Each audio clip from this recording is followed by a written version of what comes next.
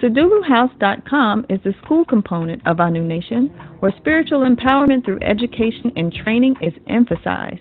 One way that is accomplished is through our monthly webinars. Our webinars are packed with foundational information, rituals, and live instruction to empower your spiritual work.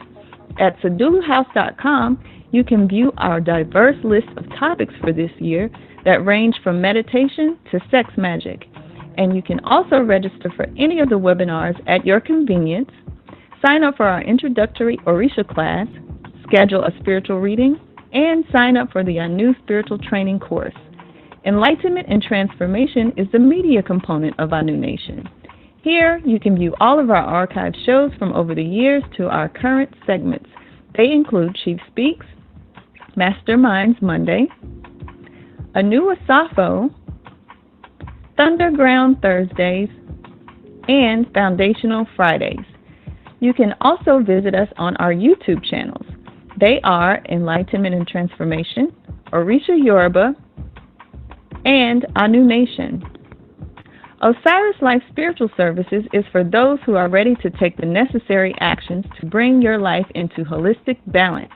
Here we offer consistent monthly one-on-one coaching, solutions that are tailored just for you, practical hands-on self-development techniques that will accompany your monthly readings, and customized practical strategies designed for you that guarantee positive results. Simply choose the package that best fits your needs. And last but not least, AlphaOmegaStore.com.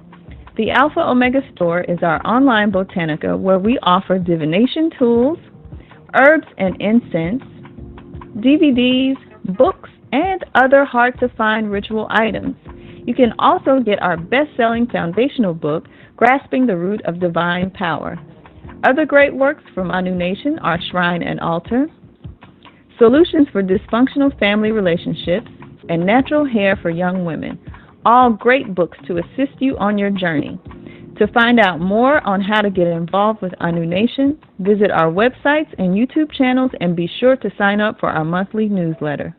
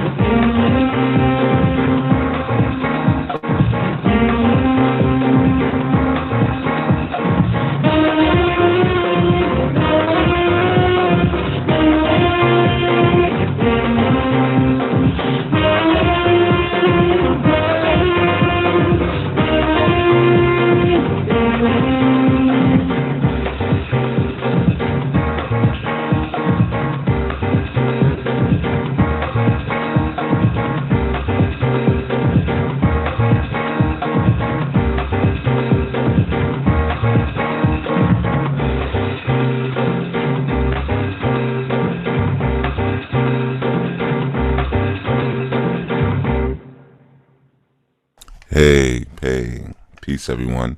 Greetings and good dawning. You are listening to the Dawning Devotional or Sunrise Salutation. I know we have different names going out for it, but you're listening to the Dawning Show and enlightenment and transformation. And excuse a little late start. We had this dawning. I wasn't sure if I was going to be able to do it in our normal way, fighting a little throat issue. But as you can hear, I got my ultra froggy on this dawning. But thank you for coming through.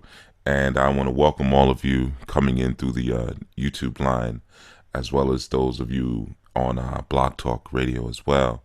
And what you just listened to, good dawning, Brother Nahum, Sister Jennifer, Sister Yolanda, Sister Michelle. That I see you asked what song that was. That was, the name of that song is The Gods of Yoruba by Gerardo Freshna. The Gods of Yoruba. That's the name of that song. Okay. But yeah, I know I played the whole, usually I don't play the whole song, but I needed some time to kind of get my speaking voice together. I always warn clients, where your gift is always where your attacks come. Always remember that. Where your gifts are where your attacks come first. So usually if there's something that is attempting to gift me by strengthening my immune system, it always starts in my throat. I was actually born with a sore throat. So that was a symbol right there. Me being born with a sore throat. And then, like I said, where your gifts are where your attacks will come. So always remember that. A lot of times, some of you may, always have issues with your feet or with your voice, or you suffer from chronic headaches, which is a common symptom that Obatala individuals suffer from. They always have migraines, because where their gift is in their thinking. They also usually have beautiful brains. They're just a bit quirky, so sometimes they don't know where and how to apply those great thoughts. But where the gift is where the attack will come. All right. So if your gift is speaking or explaining things, or taking the abstract and making it pragmatic, which are all gifts and values of that throat chakra, a lot of times that's where you will get your attack. Okay, something to remember. But anyway, I want to just welcome you all, and I want to remind you all, peace, Brother Anthony. I want to remind you all that the women's call is this evening at 8 p.m. Eastern. Okay, so our new women's call, you can call in and get on board with that. Those of you who are part of the ministry. Okay, now we've gotten some messages where people have said, I don't see a link on the site to sign up for the women's call. When you sign up for the ministry, you get an information packet sent to you that tells you how to sign up for the women's call. That's how that works. And it's the same thing for the man's call. Okay, so it's not just a public call per se that people can just jump on. All right, so you get an information packet, and you typically get it, I think, the next day after you sign up. So if you signed up today, you wouldn't get that packet till tomorrow. Okay, so just a heads up for everyone who's been asking about the calls and how do I get on the calls, so forth and so on. Yeah, so yesterday we dealt with in Chief Speaks, we covered that whole equinox vibration a little bit more, and got a little closer. Basically, in speech and an idea, we're inching closer towards the idea of the equinox, from where we are and to where we'll be, on the 20th, or where it will be. Let me put it that way, because your equinox could be today, just like your new world order could be today. You don't necessarily have to wait for someone to sound a trumpet, or to put a stamp on your forehead, or to put a chip in your arm, or anything like that. Because technically, new world order is, we're well into it at this point. It's almost over. But in terms of the social and the political New World Order. But in terms of your own personal New World Order, you establish that. You decide when that kicks off. You don't have to necessarily wait. So same thing with the equinox, and that's why I kind of shared before or yesterday that I'm not a big advocate of watching for signs and things like that, and moving based on, oh well, this is happening now, that's happening, or like again, like I shared with the whole movie science, looking at a movie and saying, oh well, they're saying this now, this is the secret message in this movie, so we need to do this or we need to do that. There has to be a little bit more self-direction and some sensitivity to the vibrations that are around you and that are within you that you're controlling on your own. And when you have that, you're not necessarily so dependent upon what today's date is, or what month this is, or astrological signs or numerological signs, or anything like that. You're developing your own timeline, which is the key. You're defining what your timeline should be, and no one else can define that for you. That's even the reason why when I created our new spiritual training, I wanted to create it in a way where a person could determine their own timeline, as opposed to saying, okay, we're going to start at this date, you got to be finished by that date, this, that.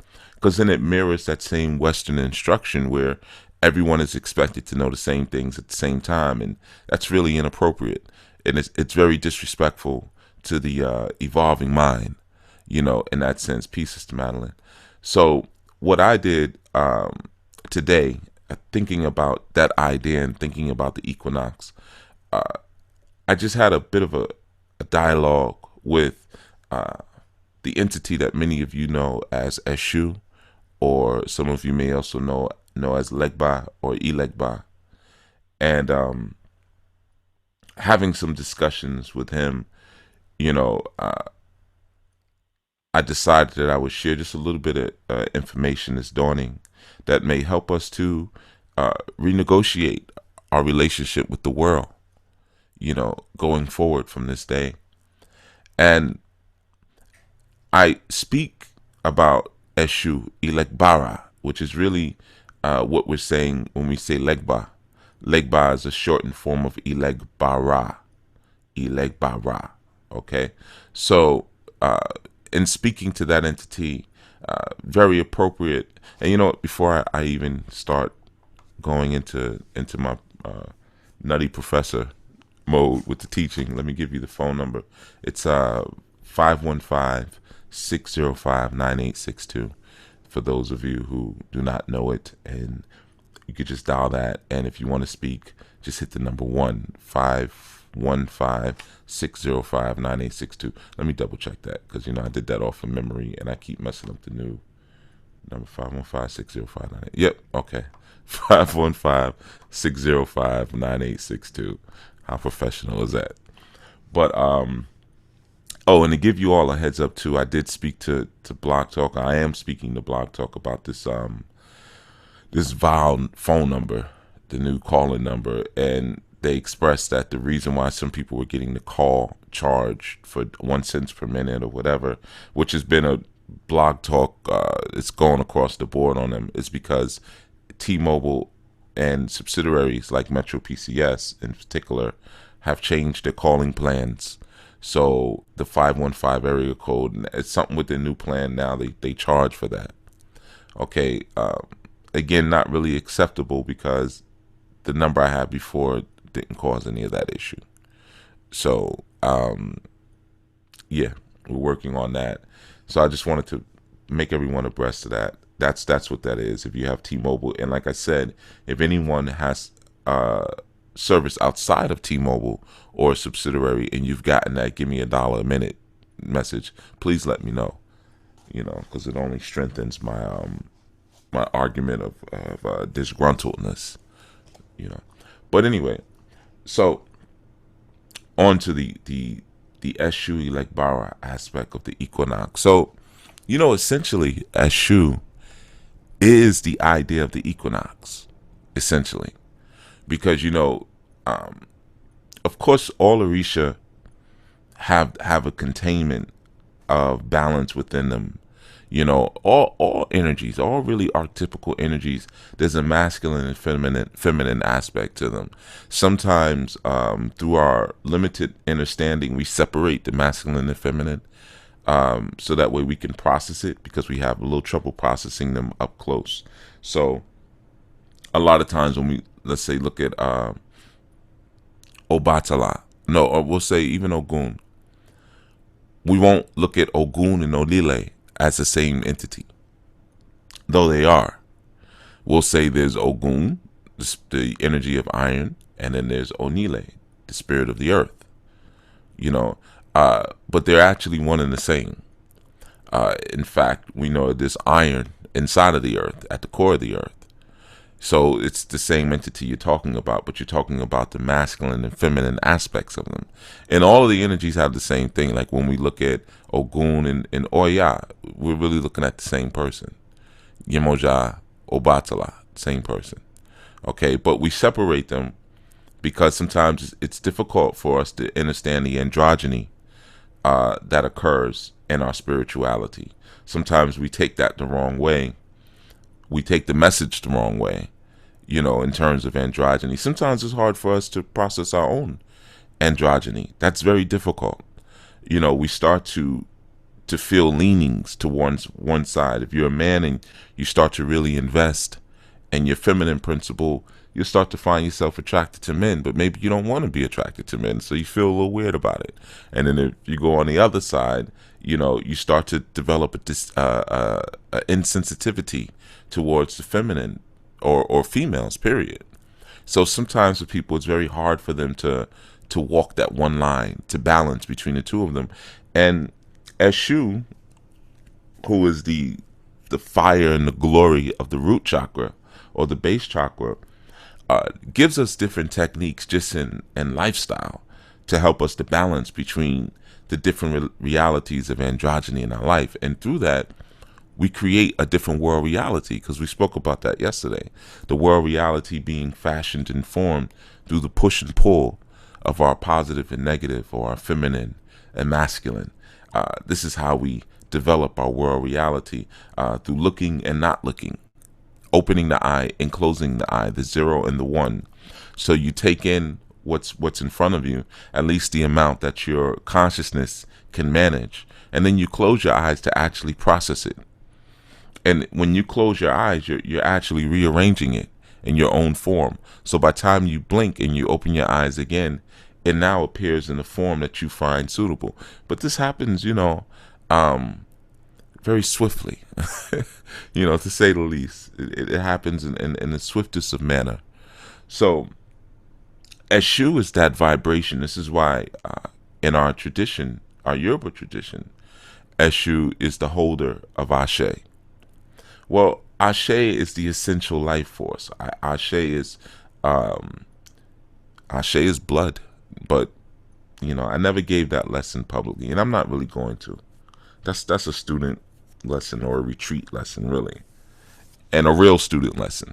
That's not a email me on the side, Chief, can you give me a lesson on Ashe? Because if you ask me, you're not a real student.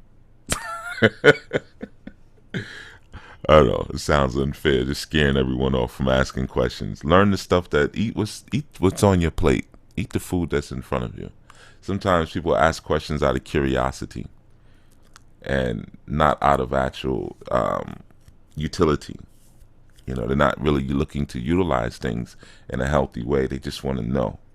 And that's part of our disease sometimes, of wanting to collect so much dead information. It moves nowhere. And that's where Eshu comes in, because Eshu is a segregator.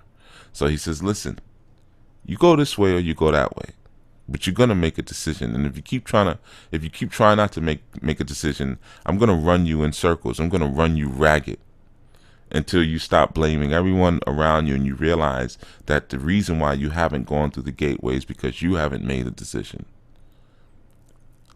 You see? So when I say that Eshu, in a sense, or Elegbara represents that equinox vibration, or that equinox energy, is because of the balance that he holds inside. Okay? We often see that energy depicted as a little boy, sometimes even a little girl, and also as an old man. Again, representing that push and pull between young and old, between creative forces and destructive forces.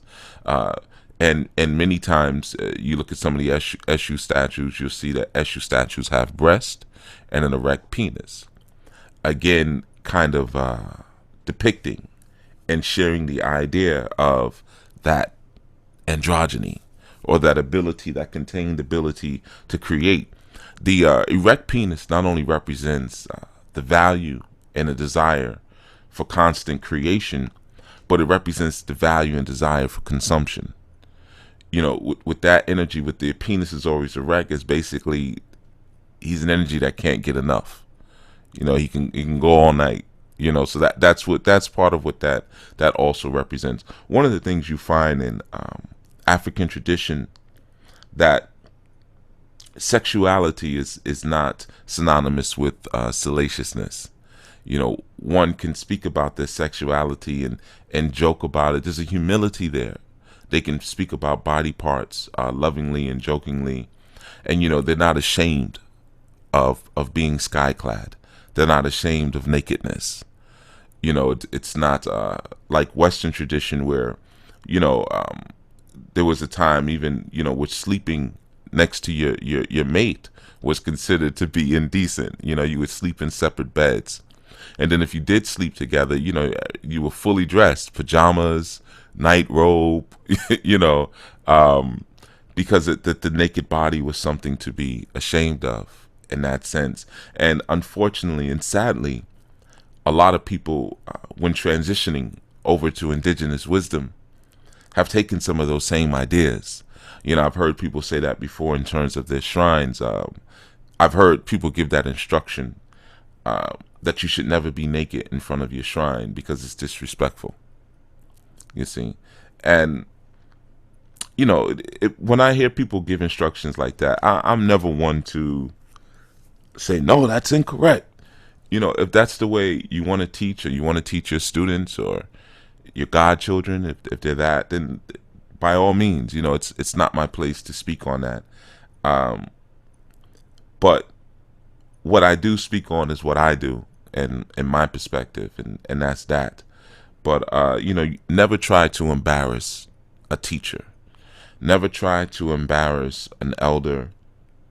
Never try to embarrass another indigenous person who has their own business, who's trying to perform commerce. To me, I think that's one of the most heinous things you could do. It may feel cute and satisfying for the moment, but all you do is develop resentment. There's no point in doing that. We're all at different levels, and there's things that I may say now, and 10 or 15 years from later, I may say, oh, that was stupid. Let me go back and fix that. Oh, I said that name wrong, or this or that, and you never know. So you never want to embarrass people like that. But in terms of the nudity in front of your shrines, to me, it's one of the most respectful things you could do, because you're bearing yourself. You're completely humbling yourself, and in a basic sense, I've always looked at it like this too. If I'm approaching my shrines, especially my ancestral shrines, I come like a baby to those shrines. Now, I don't always go to my shrines naked, but I'm just giving you this idea. I used to, when I started years ago in this practice, I had an issue with wearing Western clothing in my shrine. I mean, I was a real purist about it. So, I mean, I wouldn't even wear socks, sneakers, it'd be cold outside, and it didn't matter, and of course, no jeans or nothing Western, Now, ultimately, you go through your phases because you need to purge yourself of certain ideas and certain things, and sometimes you need to go to an extreme, pure space to do that. And at that time, that was what I needed to do. And you all may have your thing. Some of you may have to strip completely naked every time and play bongo drums and smoke weed, whatever it is. But, you have your methods of connection. And Eshu governs that. Now, getting back to, again, this idea of this great energy connecting us with the equinox, one of the things that Eshu often is symbolized by is spinning. Sometimes you'll see in some of the statues back home, he'll have like a crown on his head that almost looks like a vortex, like a spinning top, almost. And that spinning represents evolution. It also represents giving birth. You know, when you give birth to a baby, you take the baby out and you turn it around. Now, that turning around or that spinning around of the baby's head, what it represents is when you're constantly evolving your consciousness. You see, so whenever you're evolving your consciousness, it's a shot that goes to your nervous system so that you can handle the new set of information. That shot is a new influx of Ashe that Eshu provides for us. So that's the evolving of that consciousness, you see. So in that sense, you know, Eshu represents how we find that balance, and when we find that balancing point, spinning to the next plateau. Okay, and you can look at different things in terms of when you're talking about divine energies like this. One of the easiest things to do, because I know everybody always wants rituals. Give me a ritual for this. Give me a ritual for that. And in the earlier shows that I did, there's a lot of ritual. So I've pretty much given the rituals, you know, for the most part. I mean, yeah, there's always more, but I've given a lot of rituals. And in fact, I've given more than you even need. So as you begin to develop a balance of your own nature with the natural and cosmic foundations, what you'll start to understand is you'll see the rituals that occur in nature, like the equinox. And when you start to see that, you can develop your own sense of ritual. You can develop your own sense of procedure just by mirroring yourself with the natural environment. You don't necessarily need to look in a book and look at potions and things like that. It comes very natural. The majority of the rituals that I do, I create. You know, now I may have created them 15 years ago or 10 years ago, and they keep on working. You know, so those are the ones that I share. But 90% of the rituals that you've heard me give, or some of you have seen me do, they were self-created. Now, that's not just because I just have a talent for ritual making. You know, it's not just, oh, that's my thing. That could be anyone's thing. That could be your thing. You know, it's about your level of connecting. As a child, doing things like creating rituals was very easy for you because you were constantly spinning.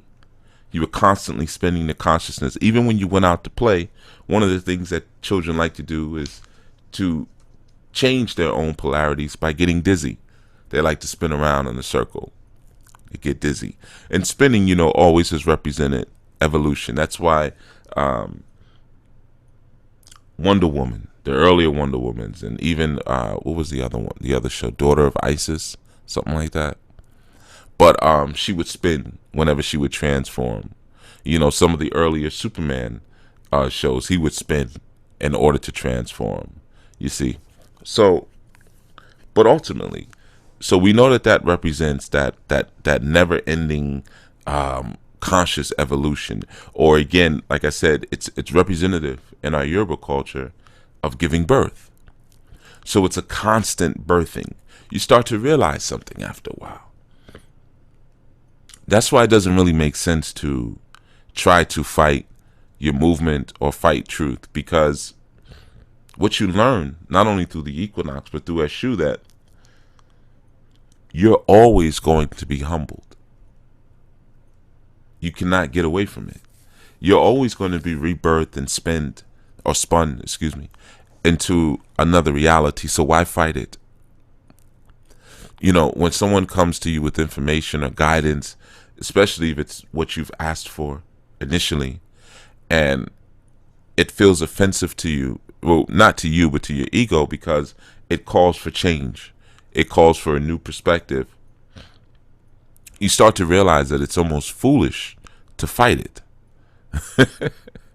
It becomes foolish because you're constantly in a spinning cycle. It's like what's the name said? The Earth, Wind and Fire song.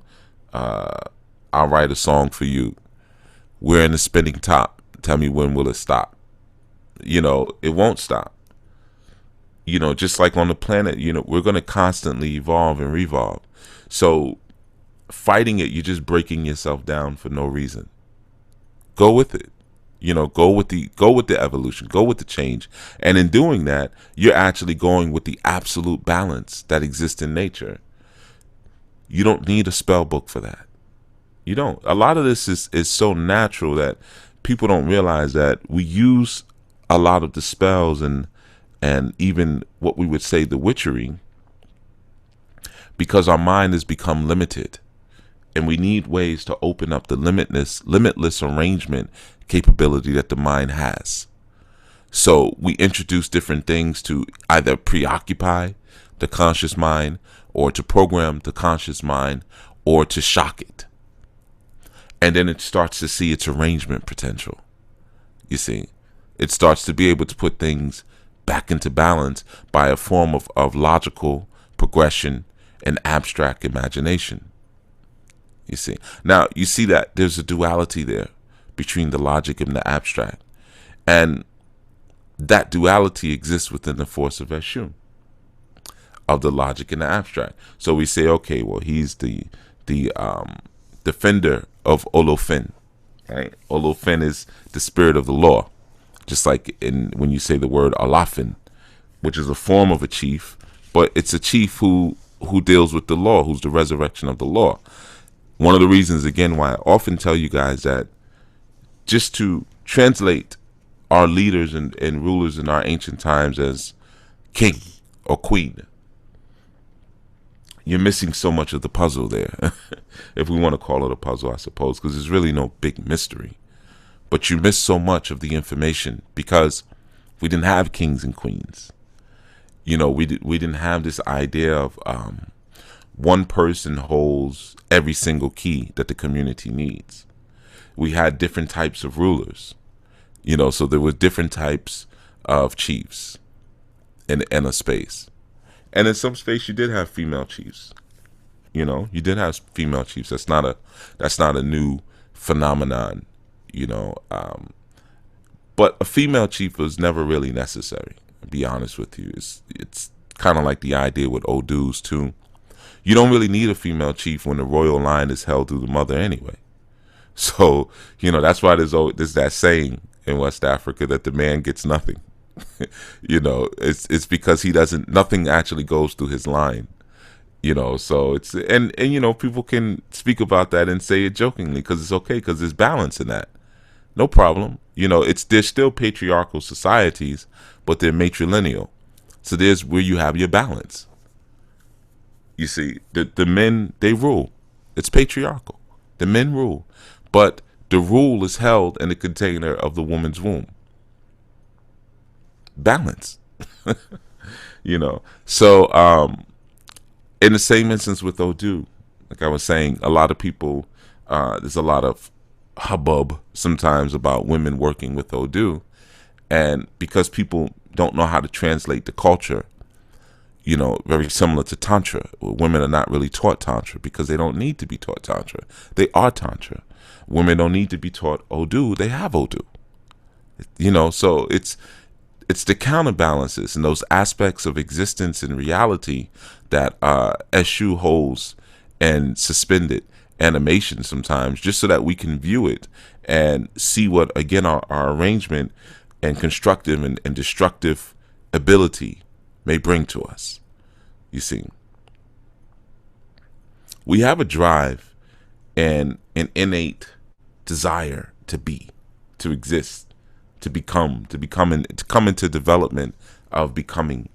And sometimes we're afraid of what it takes to do that. And I have to tell you, on a daily basis, it takes rearranging your perspective, rearranging your relationship, and the whole that you have on reality. And in many senses, this is going to require you to go through a certain level of personal and spiritual critique that you may not be altogether comfortable with. Okay, but that's a part of the growth path. So removing that from your environment, you again lose the power of some of these beautiful natural rituals. When you're looking at a solstice or equinox or a blood moon, you're looking at the universe performing a ritual. So all you have to do is really notate it. All of this is about one's observations of the universe performing various rituals.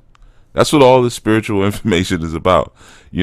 I've often spoken when I've instructed people on Odu.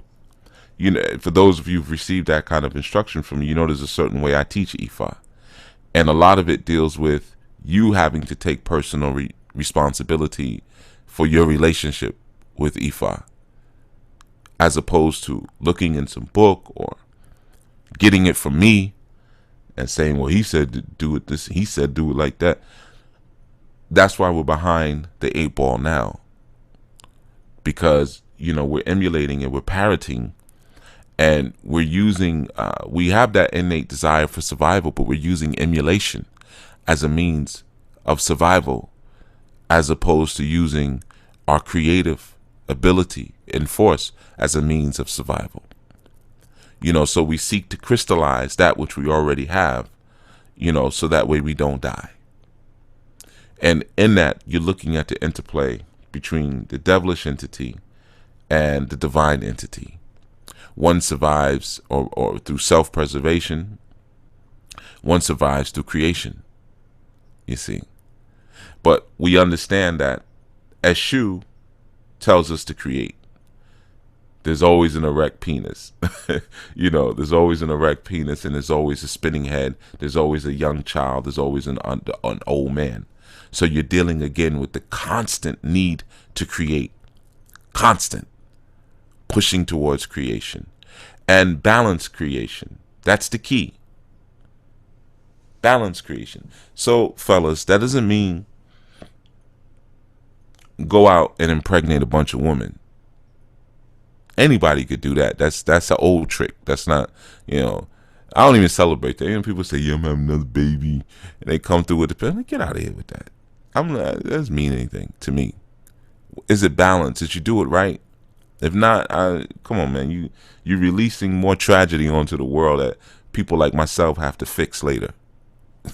You could do this in a balanced way. And the same thing with the women. I just want a baby. I just want a baby. So you go find someone, have a baby, and then start an argument later and take the baby away from them, put them on child support or something. That's not balanced. You see, so you see that phenomenon happening a lot in our communities. People just wanting what they want and not paying attention to the balance mechanisms that have to be put in place as a result. Okay, and then that's when that shoe gets you. That's when the order and the spirit and the energy of divine law comes and gets you, because Olofin says, wait a minute, this person broke the laws of balance. Eshu, I need you to handle that. Now, we covered that in the Obatala story when I did the imprisonment of Obatala, so you can understand a little bit about that there is a time, a space, and a season for things, and when you seek to function outside of the balance of that, Eshu comes and gets you. Okay, so let your creation be balanced and strong as we move forward, and we're going to cover this a bit more, but we're going to go into some different chambers, some different directions. But I really want to look at creating from a balanced sense, making sure that the mental scape is balanced. And what I mean by that is that everything exists in a planier sense. So even the mind is a dimension. I covered this in the four. I think I either called it the 4 levels of manifestation or the 4 dimensions of manifestation. I'm not sure, but you watch that show, you see that everything is its own space. So you want a balanced space. If you live on a hill, then you have to level out your foundation so that your house is not leaning down the hill. You see, everything has to be created with a sense of balance, and sometimes that balance has to take into account the contextual environment. So that's when you spin and you find a new way of doing things. You find a new re-engineered way of looking at the world, of establishing the world, of creating the world. Of when you close your eyes, you spin. Because you think about children, what do they do most of the time when they want to get dizzy and they spin around? They close their eyes and spin. Then they open their eyes and look at the world differently. Because now they would say, oh, everything's spinning around me. Well, they're rearranging things. That's all. They're just rearranging. So you have the opportunity to do the same thing, but you want to do it in a balanced sense. You don't have to lose your balance by getting dizzy in order to rearrange the world. SU teaches you that. The consistent erection, never get enough of creation. Absorb it all up. Take it all in. That's why you came here. You came here for a full somatic experience. You know, the sense of piety that often we throw on ourselves because, again, we're so afraid of stepping outside of our Western mindsets as given to us by the Ma'afa and even the Spanish Inquisition. We're so afraid to be free in our spirituality. We're so afraid just to be free in our own personality. So we're always clothed. We go to bed with the full pajamas on. We're never nudes. Like Tobias Funke. I mean, well, you may not know who that is. But we're never nude. We're never humbled. We're never open. So we're never creating. Because again, you have to vacillate between the child and the old person. And I know it gets harder the older you get, but then eventually what happens? It breaks you. You get so old that you have to become a child again.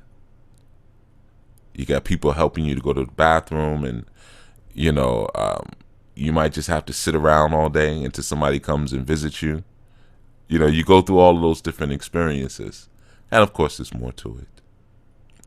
But we're going to focus on balanced creation. All right? So it's almost 8 o'clock. It's time for you all to get back to work or to get to work. Stop going in late on Mondays because of Dawning Devotional. Or maybe it's time for you to rearrange yourself and look at your supervisor and say, you know what, take this job and shove it. I ain't working here no more. And start your own thing. Wouldn't that be awesome? You know, there's nothing more gorgeous than people who have their own thing. I have to tell you. I have a fetish for that. I have a fetish for women with businesses. I know some people got shoe fetishes and feet fetishes and whatever other thing, but mine is for melanoid woman with a business. There's nothing sexier than that. I'll tell you, nothing sexier than that. Then the other stuff can come after that. Think about that. And men, when you have a business, it's much easier to control the economy of your house. You know, it's much easier. And when you're controlling the economy, you get less pushback from your woman. You know, because she subconsciously, when you work for somebody, subconsciously, she always has that little tick in her where it's, man, if they fire you tomorrow, so she always feels like she has to do something on the side or save some money or, you know, this, that, because you might lose your job. So it's hard really to have that level of control over your household that you may need, you know, as long as you're coming under that. Business ownership is a important component to every household. In fact, every house itself should be a business. I'll give you that bit of wisdom. Every house should be a business. You know, and your children are your employees. All right. That has been our Dawning Devotional. Thank you all. Thank you all. We'll be back tomorrow, Tuesday, at 1 p.m. to 3 p.m. Eastern. Again, the call-in number is 515-605-9862. And like I said, no pressure. I know when I get on to speak, usually people just like to listen. Despite how rough and rugged my throat is, they like to listen, and that's cool too. You know, like I said, it's you know, there's a lot of information to share, and much of it I hold back on. So there's always leftovers that I can always share with you all. All right, so I'll see you tomorrow at 1 p.m. Eastern, and don't forget the women's call is this evening for those of you who want to get on to that, and the Our New Spiritual Training Phase 1 Challenge is still going on, so you can still be a part of that. Just go to seduluhouse.com, and you just have to be a student, though, to be a part of that that experience. All right. Until such time, I will speak with you all. Peace. Thank you for using